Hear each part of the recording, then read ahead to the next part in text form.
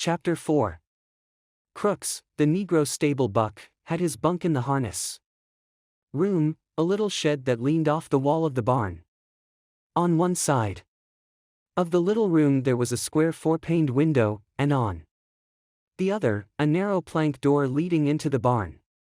Crook's bunk was a long box filled with straw, on which his blankets were flung. On the wall by the window there were pegs on which hung broken harness in process of being mended, strips of new leather, and under the window itself a little bench for leatherworking tools, curved knives and needles and balls of linen thread, and a small hand riveter. On pegs were also pieces of harness, a split collar with the horsehair stuffing sticking out, a broken hame, and a trace chain with its leather covering split. Crooks had his apple box over his bunk, and in it a range of medicine bottles, both for himself and for the horses. There were cans of saddle soap and a drippy can of tar with its paintbrush sticking over the edge. And scattered about the floor were a number of personal possessions. For, being alone, Crooks could leave his things about, and being a stable buck and a cripple, he was more permanent than the other men, and he had accumulated more possessions than he could carry on his back. Men, and he had accumulated more possessions than he could carry on his back. Crooks possessed several pairs of shoes, a pair of rubber boots, a big alarm clock and a single-barreled shotgun. And he had books too, a tattered dictionary and a mauled copy of the California Civil Code for 1905. There were battered magazines and a few dirty books on a special shelf over his bunk. A pair of large gold-rimmed spectacles hung from a nail on the wall above his bed. This room was swept and fairly neat, for Crooks was a proud, aloof man. He kept his distance and demanded that other people keep theirs. His body was bent over to the left by his crooked spine, and his eyes lay deep in his head, and because of their depth seemed to glitter with intensity. His lean face was lined with deep black wrinkles, and he had thin, pain-tightened lips, which were lighter than his face. It was Saturday night. Through the open door that led into the barn came the sound of moving horses, of feet stirring, of teeth champing on hay, of the rattle of halter chains. In the stable Buck's room a small electric globe threw a meager yellow light. Crooks sat on his bunk. His shirt was out of his jeans and back. In one hand he held a bottle of liniment, and with the other he rubbed his spine. Now and then he poured a few drops of the liniment into his pink-palmed hand and reached up under his shirt to rub again. He flexed his muscles against his back and shivered. Noiselessly Lenny appeared in the open doorway and stood there, looking in, his big shoulders nearly filling the opening. For a moment Crooks did not see him, but on raising his eyes he stiffened and a scowl came on his face. His hand came out from under his shirt. Lenny smiled helplessly in an attempt to make friends. Crooks said sharply, "You got no right to come in my room. Here's my room. Nobody got any right in here but me." Lenny gulped and his smile grew more fawning. "I ain't doing nothing," he said. "Just come to look at my puppy. And I seen your light," he explained. "Well, I got a right to have a light. You go on, get out of my room. I ain't wanted in the bunkhouse, and you ain't wanted in my room." "Why ain't you wanted?" Lenny asked. "'Cause I'm black. They play cards in there, but I can't play. Because I'm black. They say I stink. Well, I tell you, you all of you stink to me." Lenny flapped his big hands helplessly. "Everybody went into town," he said. "Slim and George and everybody. George says I gotta stay here and not get in no trouble. I seen your light. Well, what do you want? Nothing, I seen your light.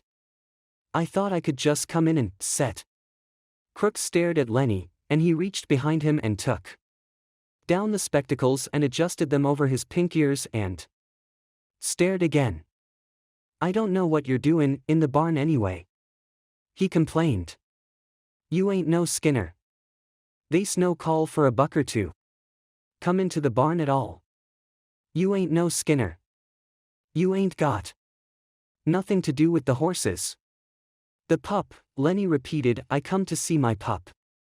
Well, go see your pup, then. Don't come in a place where you're not wanted. Lenny lost his smile. He advanced a step into the room, then remembered and backed to the door again. I looked at M a little.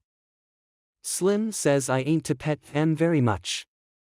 Crooks said, well, you been talking M out of the nest all the time. I wonder the old lady don't move M someplace else. Oh, she don't care. She lets me. Lenny had moved into the room again. Crooks scowled, but Lenny's disarming smile defeated him. Come on in and set a while, Crooks said. Long as you won't get out and leave me alone, you might as well sit down. His tone was a little more friendly. All the boys gone into town, huh? All but old Candy. He just sits in the bunkhouse sharpening his pencil and sharpening and figuring. Crooks adjusted his glasses. Figuring? What's Candy figuring about? Lenny almost shouted, "'Bout the rabbits." You're nuts, said Crooks. You're crazy as a wedge. What? Rabbits you talkin' about? The rabbits we're gonna get, and I get to tend M, cut grassin'. Give M water, and like that. Just nuts, said Crooks. I don't blame the guy you travel with for keepin' you out of sight. Lenny said quietly, it ain't no lie. We're gonna do it. Gonna get a little place and live on the fat of the lawn. Crooks settled himself more comfortably on his bunk. Set down, he invited. Set down on the nail keg. Lenny hunched down on the little barrel. You think it's a lie? Lenny said, but it ain't no lie. Ever word's the truth, and you can. Ast George. Crooks put his dark chin into his pink palm. You travel around with George, don't ya? Sure. Me and him goes ever place together. Crooks continued. Sometimes he talks, and you don't know what the hell he's talking about. Ain't that so? He leaned forward, boring Lenny with his deep eyes. Ain't that so? Yeah. Sometimes. Just talks on, and you don't know what the hell it's all about? Yeah. Sometimes. But not always. Crooks leaned forward over the edge of the bunk. I ain't a Southern Negro, he said. I was born right there in California. My old man had a chicken ranch, 'bout 10 acres. The white kids come to play at our place, and sometimes I event to play with them, and some of them was pretty nice. My of man didn't like that. I never knew till long later why he didn't like that. But I know now. He hesitated, and when he spoke again his voice was softer. There wasn't another colored family for miles around. And now there ain't a colored man on this ranch, and there's just one family in Soledad. He laughed. If I say something, why it's just a nigger sayin' it. Lenny asked, how long you think it'll be before them pups will be old enough to pet? Crooks laughed again. A guy can talk to you and be sure you won't go blabbin'. Couple of weeks and them pups'll be all right. George knows what he's about. Just talks, and you don't understand nothing. He leaned forward excitedly. This is just a nigger talkin', and a busted back nigger. So it don't mean nothing. See? You couldn't remember it anyways. I seen it over and over a guy talkin' to another guy and it don't make no difference if he don't hear or understand. The thing is, they're talkin' or they're settin' still not talkin'. It don't make no difference, no difference. His excitement had increased until he pounded his knee with his hand. George can tell you screwy things, and it don't matter. It's just the talking. It's just bein' with another guy. That's all. He paused. His voice grew soft and persuasive. S'pose George don't come back no more. S'pose he took a powder and just ain't coming back. What'll you do then? Lenny's attention came gradually to what had been said. What? He demanded.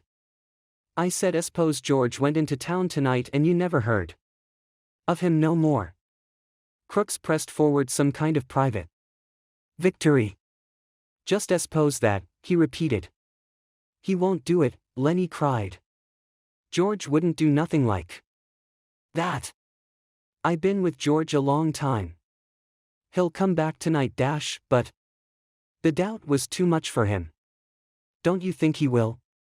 Crook's face lighted with pleasure in his torture. Nobody can't tell what a guy'll do, he observed calmly. Lee say he wants to come back and can't. S'pose he gets killed or hurt so he can't come back. Lenny struggled to understand. George won't do nothing like that, he repeated. George is careful. He won't get hurt. He ain't never been hurt, 'cause he's careful. Well, just s'pose he don't come back. What'll you do then? Lenny's face wrinkled with apprehension. I don't know. Say. What you doin' anyways, he cried. This ain't true. George ain't got hurt. Crooks bored in on him. Want me to tell you what'll happen? They'll take you to the booby hatch. They'll tie you up with a collar. Like a dog. Suddenly Lenny's eyes centered and grew quiet and mad. He stood up and walked dangerously toward Crooks. Who hurt George? He demanded. Crooks saw the danger as it approached him. He edged back on his bunk to get out of the way. I was just supposin', he said. George ain't hurt. He's all right. He'll be back all right. Lenny stood over him.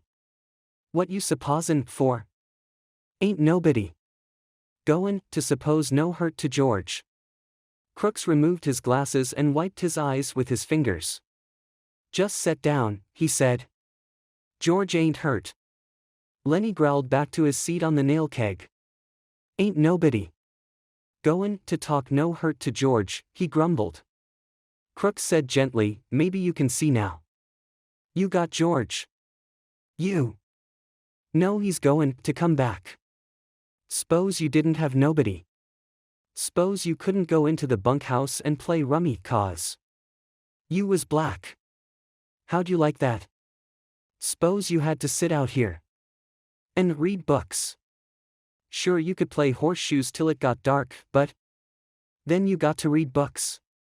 Books ain't no good. A guy needs somebody to be near him.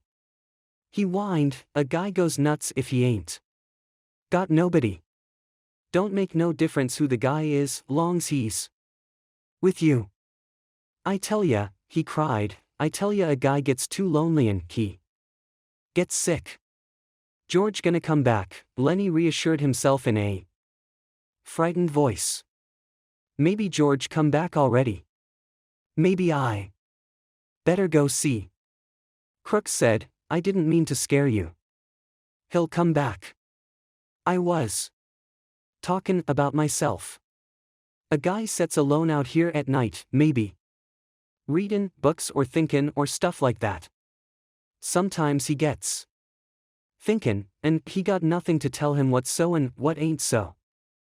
Maybe if he sees something, he don't know whether it's right or not. He can't turn to some other guy and AST him if he sees it too. He can't tell. He got nothing to measure by. I seen things out here.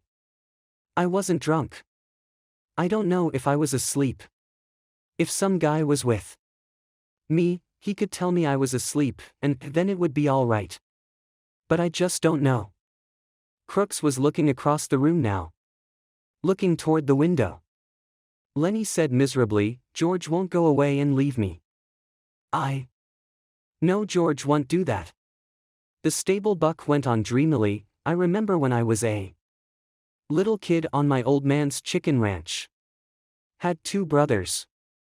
They was always near me, always there. Used to sleep right in the same room, right in the same bed all 3. Had a strawberry patch. Had an alfalfa patch. Used to turn the chickens out in the alfalfa. On a sunny morning. My brothers sat on a fence rail and watch. And white chickens they was. Gradually Lenny's interest came around to what was being said. George says we're gonna have alfalfa for the rabbits. What rabbits? We're gonna have rabbits and a berry patch. You're nuts. We are too. You AST George. You're nuts. Crooks was scornful. I seen hundreds of men come by on the road and on the ranches, with their bindles on their back. And that same damn thing in their heads. Hundreds of them.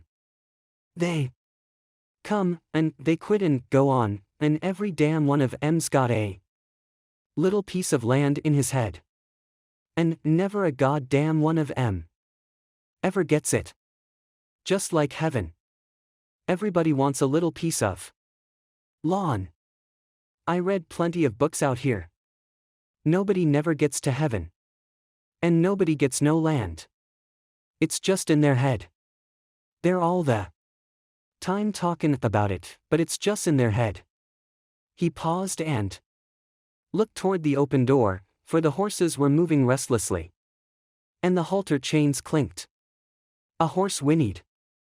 I guess somebody's out there, Crooks said. Maybe Slim. Slim comes in. Sometimes 2, 3 times a night. Slim's a real skinner. He looks out for his team. He pulled himself painfully upright and moved toward the door. That you, Slim? He called. Candy's voice answered. Slim went in town. Say, you seen Lenny? You mean the big guy? Yeah. Seen him around any place? He's in here, Crooks said shortly.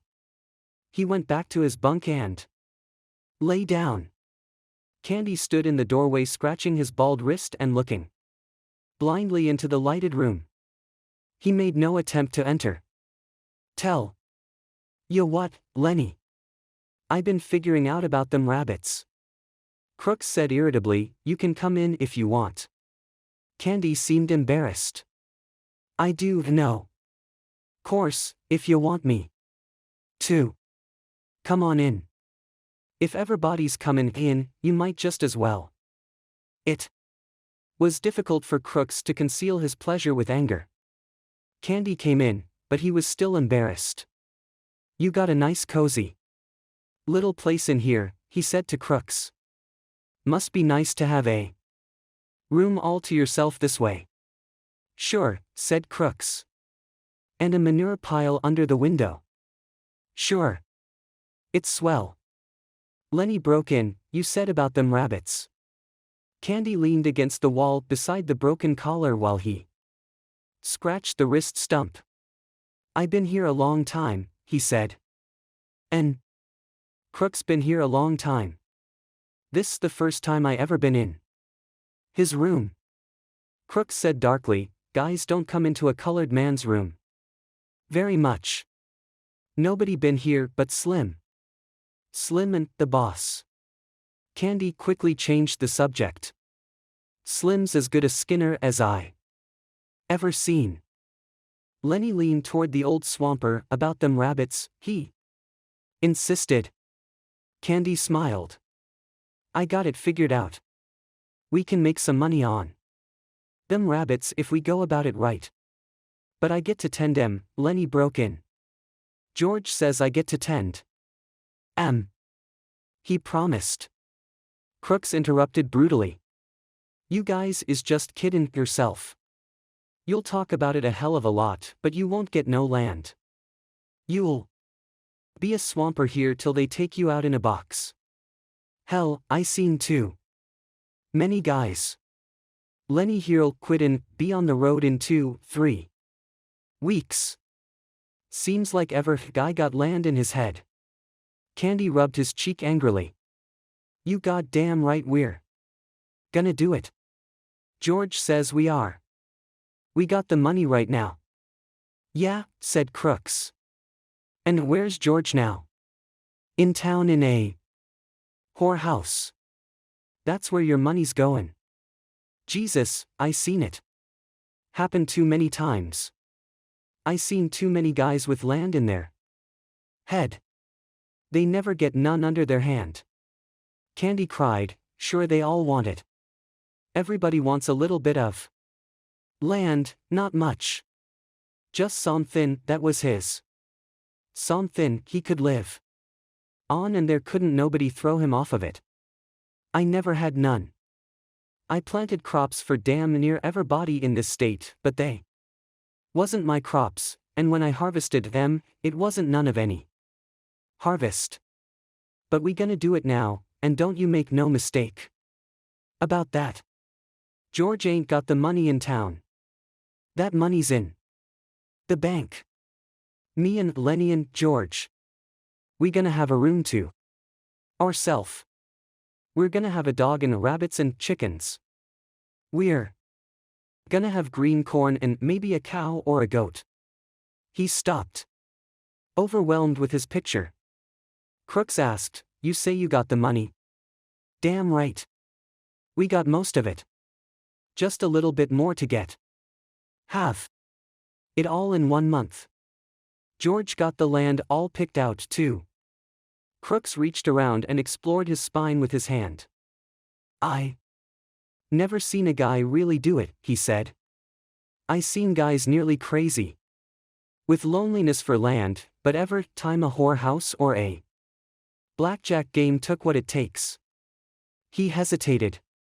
If you guys would want a hand to work for nothing just his keep, why I'd come and lend a hand. I ain't so crippled I can't work like a son of a bitch. If I want to. Any you boys seen Curly? They swung their heads toward the door. Looking in was Curly's wife. Her face was heavily made up. Her lips were slightly parted. She breathed strongly, as though she had been running. Curly ain't been here, Candy said sourly.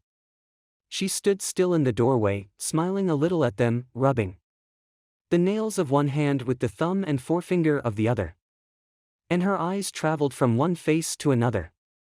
They left all the weak ones here, she said finally. Think I don't know where they all went? Even Curly. I know where they all went. Lenny watched her, fascinated, but Candy and Crooks were scowling down away from her eyes. Candy said, then if you know, why you want to ask us where Curly is at? She regarded them amusedly. Funny thing, she said. If I catch any one man, and he's alone, I get along fine with him. But just let two of the guys get together and you won't talk. Just nothing but mad. She dropped her fingers and put her hands on her hips. You're all scared of each other, that's what. Ever one of you's scared the rest is goin' to get something on you. After a pause Crooks said, maybe you better go along to your own house now. We don't want no trouble. Well, I ain't giving you no trouble. Think I don't like to talk to somebody ever once in a while? Think I like to stick in that house afla time? Candy laid the stump of his wrist on his knee and rubbed it gently with his hand. He said accusingly, you got a husband. You Got no call foolin' around with other guys, causing trouble. The girl flared up. Sure, I got a husband. You all seen him. Swell guy, ain't he? Spends all his time sayin' what he's gonna do to guys he don't like, and he don't like nobody. Think I'm gonna stay in that to before house and listen how Curly's gonna lead with his left twicked, and then bring in the of right cross? 1-2, he says.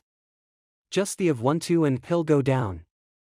She paused and her face lost its sullenness and grew interested. Say what happened to Curly's ban? There was an embarrassed silence. Candy stole a look at Lenny. Then he coughed. Why? Curly. He got his han caught in a machine, ma'am. But his ban. She watched for a moment, and then she laughed. Baloney. What you think you're sellin' to me? Curly started some pin, he didn't finish. Caught in a machine, baloney.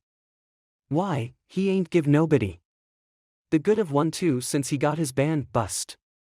Who bust him? Candy repeated sullenly, got it caught in a machine. Alright, she said contemptuously. Alright, cover him up if ya wanta. Whata I care? You bindle bums think you're so damn good. Whata ya think I am, a kid? I tell ya I could have went with shows. Not just one, neither. And a guy told me he could put me in pictures. She was breathless with indignation. Saturday night. Everybody out doin' sompin'. Everybody. And what am I doin'? Standin' here talkin' to a bunch of bindle stiffs, a nigger and a dumb. Dumb and a lousy of sheepen or an it because they ain't nobody else. Lenny watched her, his mouth half open. Crooks had retired into the terrible protective dignity of the Negro. But a change came over old Candy. He stood up suddenly and knocked his nail keg over backward. I had enough, he said angrily. You ain't wanted here. We told you you ain't. And I tell ya, you got floozy-eyed arse about what us guys amounts to. You ain't got sense enough in that chicken head to even see that we ain't stiffs. S'pose you get us canned. S'pose you do. You think we'll hit the highway and look for another lousy 2-bit job like this? You don't know that we got our own ranch to go to and our own house. We ain't got to stay here. We got a house and chickens and fruit trees and a place 100 times prettier than this. And we got friends, that's what we got. Maybe there was a time when we was scared of gettin' canned, but we ain't no more. We got our own lawn, and it's ours, and we see and go to it. Curly's wife laughed at him. Baloney, she said. I seen too many you guys.